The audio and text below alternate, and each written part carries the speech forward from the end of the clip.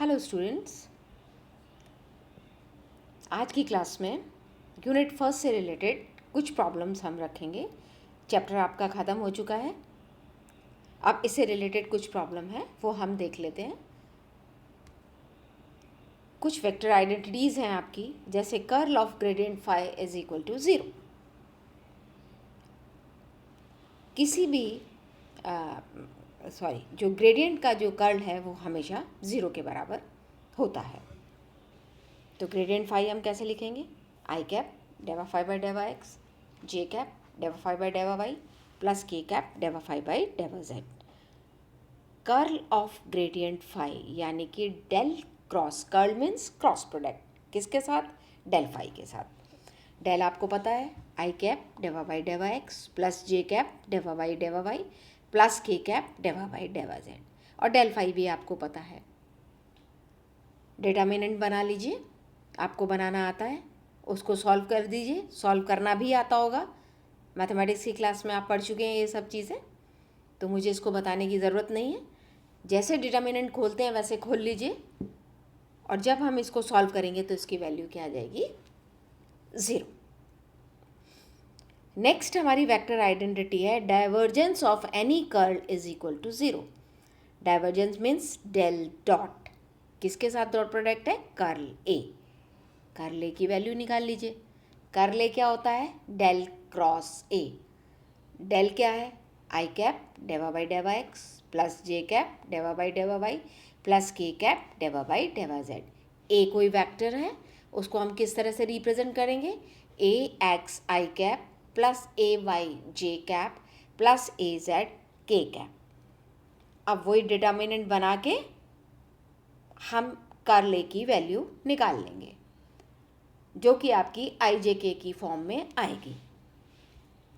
अब इसका डाइवर्जेंस लेना है, यानी कि कर्ल ए का डेल के साथ डॉट प्रोडक्ट लेना है। डॉट प्रोडक्ट में वही है, डेल की वैल्यू आपको पता है। डॉट प्रोडक्ट लेंगे, आई dot I J dot J K dot के 1 हो जाएगा, बाकी सब 0। और जब इसको हम सॉल्व करेंगे तो इसकी वैल्यू आपके पास क्या आ जाएगी? 0 आ जाएगी। तो ये है आपका curl of gradient phi is equal to 0 and divergence of any curl is equal to 0। अब आप ये नेक्स्ट प्रॉब्लम देखिए कि if A and B are two irrotational vector field, then prove that A cross B will be a solenoidal vector। इसका मतलब ये है कि यदि A और B दो अघूर्णी सदिश हैं, यदि A और B दो अघूर्णी सदिश हैं, तो सिद्ध कीजिए कि A क्रॉस B एक परिनलिकीय सदिश क्षेत्र होगा। अब यहाँ पर ये सवाल उठता है, ये बोल रहा है कि A और B दोनों इररोटेशनल वेक्टर हैं। इररोटेशनल का मतलब क्या होता है? कर्ल का फिजिकल इंपॉर्टेंस क्या है? रोटेशन।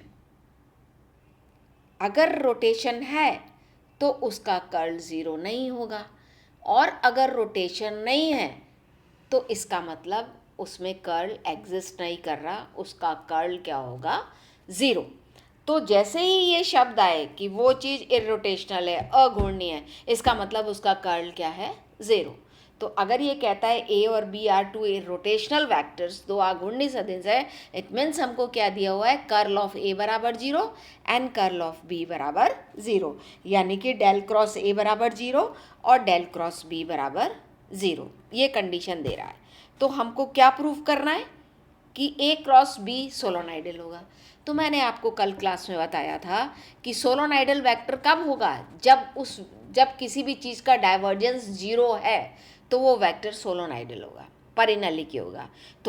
तो हमें क्या देखना पड़ेगा कि क्या A क्रॉस B का डाइवर्जेंस 0 आता है? तो हमने डाइवर्जेंस लिया इसका, del dot A cross B। तो जब आप इसको खोलेंगे del dot A cross B, तो ये कैलकुलस में, वेक्टर कैलकुलस में आपने पढ़ी होगी, एक वेक्टर आइडेंटिटी है। इसको खोलेंगे तो क्या आएगा? B dot del cross A minus A dot del cross B। अब डेल क्रॉस A क्या है? Curl A. Del cross B क्या है, curl A.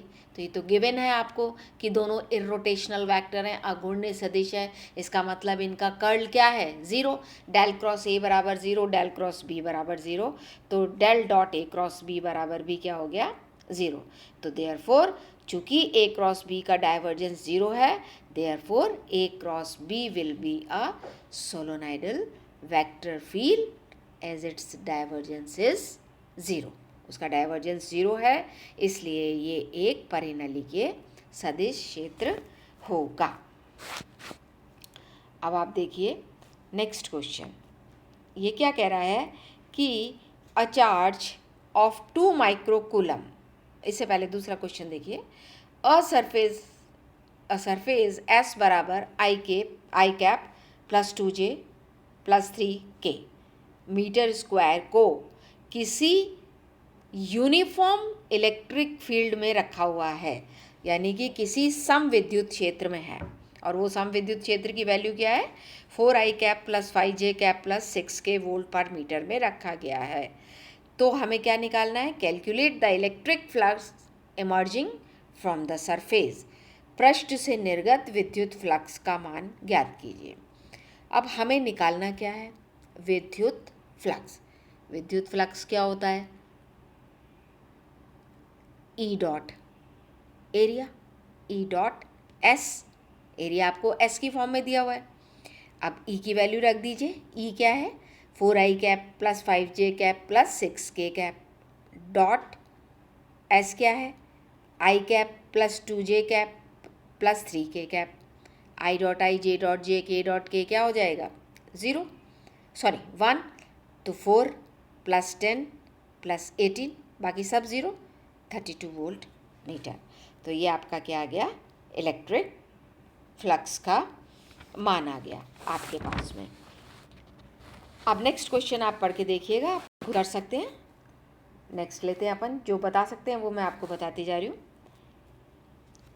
The potential phi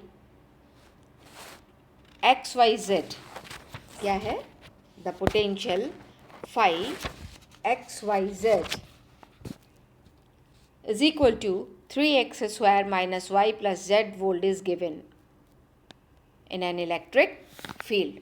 Find the value of electric field and also obtain charge density. हमको क्या दे रखा है, potential दे रखा है। क्या दे रखा है हमको, पोटेंशियल दे रखा है, और पोटेंशियल की वैल्यू कितनी दे रखी है, 3x square minus Y plus Z. तो एक विद्युत क्षेत्र में ये इतना विभव आपको दे रखा है। तो विद्युत क्षेत्र और आवेश घनत्व का मान ज्ञात करना है हमें। तो आपको पोटेंशियल दिया हुआ है, तो विद्युत क्षेत्र और पोटेंशियल में क्या रिलेशन है, E बराबर माइनस डेल फाई, ये हमको पता है। फाई हमें दिया हुआ है माइनस डेल फाई, और डेल की वैल्यू आपको पता है, आई कैप डेवा बाई डेवा एक्स प्लस जे कैप डेवा बाई डेवा वाई प्लस के कैप डेवा बाई डेवा जेड। तो डेल फाई क्या होगा, आई कैप डेवा फाई बाई डेवा एक्स प्लस जे कैप डेवा फाई बाई डेवा वाई प्लस के कैप डेवा फाई बाई डेवा जेड विद नेगेटिव साइन। अब आप कर लीजिए, डेवा फाई बाई डेवा एक्स निकाल लीजिए, कितना आ गया, डेवा फाई बाई डेवा एक्स निकालेंगे, इसी तरह से डेवा फाई बाई डेवा वाई निकालेंगे, और डेवा फाई बाई डेवा जेड निकालेंगे। अब डेवा फाई बाई डेवा एक्स किसके बराबर हो गया आपके पास में, आई कैप 6x, क्योंकि वाई और जेड कांस्टेंट है तो इनके डिफ्रेंसिएशन 0 हो जाएगा। डेवा फाई बाई डेवा वाई क्या हो गया आपके पास में, माइनस वाई है तो कितना हो गया, -1। डेवा फाई बाई डेवा जेड क्या आ गया आपके पास में, +1 विद के कैप। तो आपके पास वैल्यू क्या आ गई, बाहर नेगेटिव साइन है, खोल लीजिए, माइनस आई cap 6x plus J cap minus K cap. तो ये तो आपके पास किसकी वैल्यू आ गई, इलेक्ट्रिक फील्ड की। अब हमको पता है कि जो हमें निकालनी है चार्ज डेंसिटी। चार्ज डेंसिटी क्या होती है, गॉसेस का डिफरेंशियल फॉर्म क्या है, del dot E is equal to rho by epsilon 0। तो रो की वैल्यू हमें निकालनी है, रो आवेश घनत्व है, वो क्या हो जाएगा, एप्सिलॉन 0 डेल डॉट ई, निकाल लीजिए del dot E. Del dot E क्या होगा, ई आपको दे रखा है, I cap 6x plus J cap minus K cap अभी आपने निकाली है। डेल आपको पता है, डेवा बाई डेवा एक्स प्लस डेवा बाई डेवा वाई प्लस डेवा बाई डेवा Z with I J K. I dot I, J dot J, K dot के 0 1 हो गया आपके पास में। तो आपके पास क्या आ गया, पहले आपका -6x डिफ्रेंशिएट हो जाएगा विद रिस्पेक्ट टू x, फिर जे और के, तो वैल्यू क्या आ गई -6 एप्सिलॉन 0। तो ये आपके पास चार्ज डेंसिटी आ गई। इसी तरीके से find the potential function associated with the following static electric field. E x की वैल्यू दे रखी है, ई वाई की वैल्यू दे रखी है, ई जेड की है। पोटेंशियल फंक्शन वही इंटीग्रल ई डॉट आर आता है, इंटीग्रेट कर लीजिए, आपको वैल्यू दे रखी है, आपके निकल जाएंगे। इसी तरीके से आपको आगे की प्रॉब्लम भी सॉल्व करनी है। अब आपको ये सिद्ध करना है, सिद्ध कीजिए कि I cap 4xy minus 3x square Z square plus J cap 2x square minus K cap 2x cube Z सरनक्षी क्षेत्र होता है। अब इसको बताने का मेरा मतलब ये है, ये जो आपको सदिश दे रखा है, ए वेक्टर बराबर I cap 4xy minus 3x square Z square plus J cap 2x square minus K cap 2x cube Z सरनक्षी क्षेत्र होता है। अब ये मैंने आपको बताया था कि अगर किसी वेक्टर फील्ड में वेक्टर का कर्ल 0 है तो वो फील्ड क्या होगा, कंजर्वेटिव होगा। मैंने एग्जाम्पल दिया था आपको कर्ल के उसमें कि अगर ये रोटेशनल वेक्टर है, इसका कर्ल 0 है तो वो कंजर्वेटिव फील्ड होगा। तो आप इसका कर्ल निकाल लीजिए डेल क्रॉस ए। ए आपके पास है ही, डेल आपके पास है ही, आप डिटर्मिनेंट बनाइए, सॉल्व कीजिए, उसकी वैल्यू क्या आ जाएगी, 0 आ जाएगी। अब इसमें विभव का मान ज्ञात करना है, तो आपको मैंने बता रखा है विभव क्या होता है, integral A dot D L. A आपके पास है ही वेक्टर दे रखा है, और डी एल क्या है, I cap D x plus J cap D Y plus K cap D Z. तो पहले तो दोनों का डॉट प्रोडक्ट ले लो और फिर उसके बाद में अलग अलग टर्म को इंटीग्रेट कर लो with respect to D X D Y and D Z, तो आपके पास वैल्यू आ जाएगी। अब नेक्स्ट वाला क्वेश्चन भी अगर आप देखना चाहें तो देख सकते हैं, पर उसमें ये आ रहा है स्थिर विद्युत क्षेत्र। तो देखो यहाँ पर भी स्थिर विद्युत क्षेत्र का मतलब क्या है, वो उसने ये दे रखा है कि यदि सदिश जो भी आपको दे रखा है की वैल्यू स्थिर विद्युत क्षेत्र को व्यक्त कर रही है, यानी कि स्टैटिक इलेक्ट्रिक फील्ड को डिफाइन कर रही है, तो ए बी सी का मान ज्ञात करो। कुछ नहीं है, हमको क्या दे रखा है, स्थिर विद्युत क्षेत्र। इसका मतलब ही क्या होता है कि उसका कर्ल क्या है, 0 है, रोटेशन है ही नहीं, स्थिर है। तो इसका मतलब हमें क्या दिया हुआ है, डेल क्रॉस ई आपको दे रखा है, डेल क्रॉस ई आप निकाल लीजिए और उसको बराबर 0 पुट कर दीजिए और आई जे के कोफिशिएंट को कंपेयर कर लो, तो ए और बी सी की वैल्यू आ जाएगी आपके पास में। अब ये छोटी सी अपने पास ये प्रॉब्लम्स हैं जिसको आप चाहें तो आप खुद भी सॉल्व कर सकते हैं, और इसको मुझे बताने की ज़रूरत भी नहीं है आपको, पर जस्ट मैं आपको एक हिंट देती हूँ कि जैसे इन्होंने दे रखा है कि कोई भी आपको पोजीशन वेक्टर दे दिया, आर बराबर I cap x plus J cap Y plus K cap Z, ये आपको कुछ भी दे रखा है। अब इसमें ये आपसे कह रहा है कि proof that del log R बराबर R cap by R square prove करना है। कुछ नहीं करना, हमको सीधे सीधे चलना है। आर वेक्टर दे रखा है तो हम आर मैग्नीट्यूड निकाल लेंगे, क्या आ जाएगा, √x square plus Z square. अब हमें डेल लॉग आर निकालना है, तो डेल आपको पता ही है क्या होता है, आई कैप डेवा बाई डेवा एक्स प्लस जे कैप डेवा बाई प्लस के कैप डेवा बाई डेवा जेड लॉग आर। अब आप आई कैप डेवा बाई डेवा X log R plus J cap डेवा बाई डेवा Y log R plus K cap डेवा बाई डेवा जेड लॉग आर। अब हर एक की वैल्यू निकाल लीजिए, डेवा बाई डेवा एक्स लॉग आर, तो आर आपके पास क्या है, X square plus Y square plus Z square to the whole power 1/2। तो जब हम इसको डिफ्रेंशिएट करेंगे तो पहले तो पावर हटी 1/2 और डेवा बाई डेवा एक्स क्या आ गया, log X square plus Y square plus Z square. अब लॉग का डिफरेंशियल आप करेंगे तो 1/x होता है, तो क्या हो गया 1/x square plus Y square plus Z square. फिर अंदर की टर्म का हो गया y और z कांस्टेंट है तो 2x आ गया, तो अपने पास क्या आया, x upon X square plus Y square plus Z square. Similarly डेवा बाई डेवा y लेंगे लॉग आर तो y अपॉन आ जाएगा X square plus Y square plus Z square. With respect to z लेंगे तो z अपॉन आ जाएगा और इनकी वैल्यू पुट कर देंगे तो आपके पास में r अपॉन आर स्क्वायर इसकी वैल्यू आ जाएगी। तो ये तो थे हमारे छोटी छोटी सी प्रॉब्लम्स जो हमने सॉल्व कर ली हैं, और बाकी की आप जो हैं करके देखिएगा और आपसे सॉल्व हो जाएगी। अब सवाल ये, अब ये फर्स्ट चैप्टर तो आपका बिल्कुल ख़त्म हो गया प्रॉब्लम समेत। नेक्स्ट टर्न पे हम यूनिट सेकंड स्टार्ट करेंगे, और यूनिट सेकंड क्या है आपका, इलेक्ट्रोस्टैटिक्स, स्थिर विद्युत्की।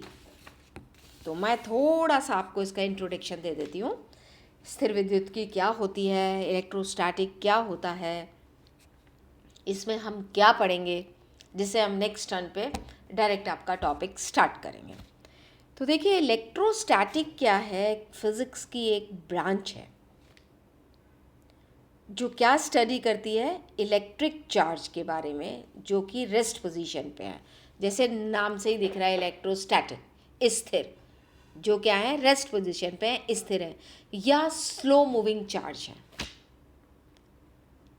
आपने देखा होगा कि कुछ मटेरियल लाइट वेट जो चीज़ होती है उनको अट्रैक्ट करते हैं, लाइट वेट पार्टिकल को अट्रैक्ट करते हैं आफ्टर रबिंग, रगड़ने के बाद में, ये आपने देखा है ना। तो वो क्यों करते हैं, क्योंकि उसमें चार्ज डेवलप हो जाता है। 3 इसके नियम होते हैं इलेक्ट्रोस्टैटिक्स के। कौन कौन से हैं 3 नियम इलेक्ट्रोस्टैटिक के, कि जो लाइक चार्जेस हैं वो रिपेल ईच अदर, मतलब सेम चार्ज प्लस प्लस होगा या माइनस माइनस होगा तो एक दूसरे को रिपेल करेंगे, प्रतिकर्षित करेंगे। अपोजिट चार्जेस होंगे तो वो एक दूसरे को अट्रैक्ट करेंगे। और जो चार्ज्ड ऑब्जेक्ट है, चार्ज्ड ऑब्जेक्ट, आवेशित जो कोई चीज़ है, वो न्यूट्रल ऑब्जेक्ट को अट्रैक्ट करती है। तो ये इसके इलेक्ट्रोस्टैटिक्स के जो हैं ये लॉज हैं, इलेक्ट्रोस्टैटिक्स के क्या हैं, ये नियम है। अब इलेक्ट्रोस्टैटिक्स के वैसे तो आप देखिए बेसिक लॉ ऑफ इलेक्ट्रोस्टैटिक तो यही है कि like charges repel each other, opposite charges attract each other, ये तो इसका फर्स्ट लॉ है। एंड सेकंड लॉ क्या है इसका, कि जो the force exerted between 2 point charges, यानी कि 2 पॉइंट चार्जेस, 2 बिंदु आवेश के बीच में, जबकि वो स्टेशनरी हैं, स्थिर हैं, उसके बीच में जो फोर्स लग रहा है वो डायरेक्टली प्रोपोर्शनल होता है प्रोडक्ट ऑफ देयर स्ट्रेंथ, उनकी स्ट्रेंथ के मल्टीप्लिकेशन या गुणनफल के बराबर होता है। ये हम लेते हैं, और ये आपका कूलम्स लॉ है। तो कूलम्स लॉ आपका क्या कहता है कि जब force acting between 2 point charges at rest, condition क्या है कि वो रेस्ट पे होने चाहिए, पॉइंट चार्जेस स्थिर होने चाहिए। किस पे डिपेंड करता है, on the nature of the medium in addition to the distance between them and their magnitude, उनके बीच की डिस्टेंस, उनके परिमाण और मीडिया पे डिपेंड करता है।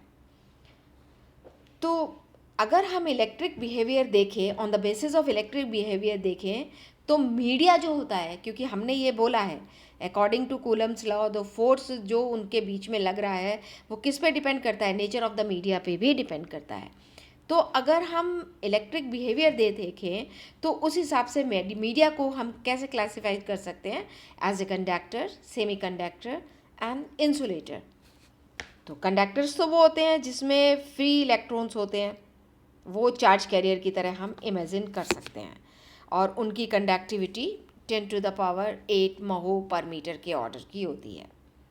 सेमी कंडक्टर्स क्या होते हैं, अर्धचालक जिसे कहते हैं, जिसमें कि इलेक्ट्रॉन्स तो चालन बैंड में और होल्स जो होते हैं वो वैलेंस बैंड में चार्ज कैरियर की तरह, यानी कि आवेशवाहक की तरह एक्ट करते हैं, और उनके बीच में एक फॉरबिडन एनर्जी बैंड गैप होता है, यानी कि वर्जित ऊर्जा अंतराल होता है कंडक्शन एंड वैलेंस बैंड के बीच में, जो करीब 1 इलेक्ट्रॉन वोल्ट के ऑर्डर का होता है, और उनकी कंडक्टिविटी कंडक्टर से कम होती है।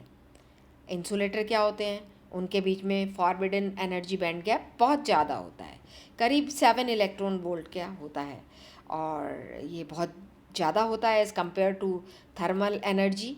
The excitation of electron from valence band to conduction band is normally not possible.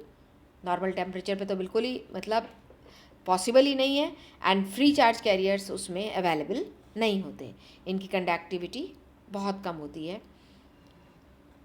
अगर इसमें इलेक्ट्रिक फील्ड का इफ़ेक्ट देखा जाए, under the effect of electric field, insulator की बात कर रही हूँ, तो कुछ इसमें microscopic local displacement is only possible in insulator. Under the effect of external electric field, जो microscopic local displacement is only possible in insulator. और जो इस तरह का जो इंसुलेटिंग मीडिया होता है जिसमें जो इलेक्ट्रिक फील्ड में अपने बिहेवियर को चेंज कर लेता है, डाइलेक्ट्रिक कहलाता है, परावैद्युत माध्यम कहलाता है. डाइलेक्ट्रिक बेसिकली क्या होते हैं? इंसुलेटर ही होते हैं, कुछ अलग ही होते हैं, पर बेसिक डाइलेक्ट्रिक हैं क्या? डाइलेक्ट्रिक और इंसुलेटर में अंतर क्या है? वो insulator whose behavior get modified in the presence of electric field. विद्युत क्षेत्र में जिसका बिहेवियर चेंज हो जाए, उनमें लोकल कुछ माइक्रोस्कोपिक लोकल डिस्प्लेसमेंट हो जाए, वो क्या कहलाते हैं? डाइलेक्ट्रिक कहलाते हैं. अगर इन दोनों दो चार्ज को डाइलेक्ट्रिक मीडिया में रखे हैं, परावैद्युत माध्यम में रखे हैं, तो उनके बीच में जो फोर्स लग रहा है वो less than that in vacuum. क्योंकि जो जनरली कूलम्स लॉ, अगर हम वैक्यूम की बात करें और डाइलेक्ट्रिक मीडिया में निकालें, तो जो डाइलेक्ट्रिक मीडिया में है वो क्या होगा? Less than that in vacuum. तो और आपको पता है कूलम्स लॉ क्या होता है? F बराबर 1/4 pi epsilon Q1 Q2 upon R square. उनके प्रोडक्ट के चार्ज की स्ट्रेंथ के प्रोडक्ट के डायरेक्टली प्रोपोर्शनल, एंड स्क्वायर उनके बीच की डिस्टेंस के स्क्वायर के इन्वर्सली प्रमोशन होता है. और एप्सिलॉन क्या होता है? परमिटिविटी ऑफ द मीडिया, यानी कि माध्यम की विद्युतशीलता. तो ये जितने भी अपना चार्ज के मोशन के कारण जो भी चीज़ हो रही है, पोटेंशियल, विभव, विभवांतर, ये सब चीज़ें हम जो हैं नेक्स्ट टर्न पे यूनिट सेकेंड के अंदर इलेक्ट्रोस्टैटिक्स में पढ़ेंगे. आज के लिए इतना ही. Thank you.